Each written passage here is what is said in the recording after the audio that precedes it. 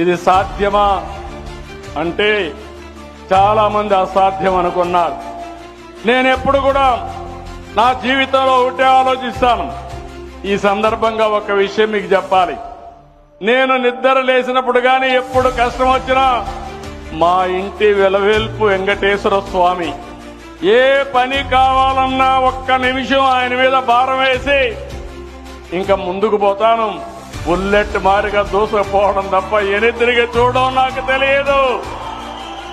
సంకల్పం పవిత్రమైనది. పవిత్రమైన సంకల్పం ఎప్పుడూ బలమైంది.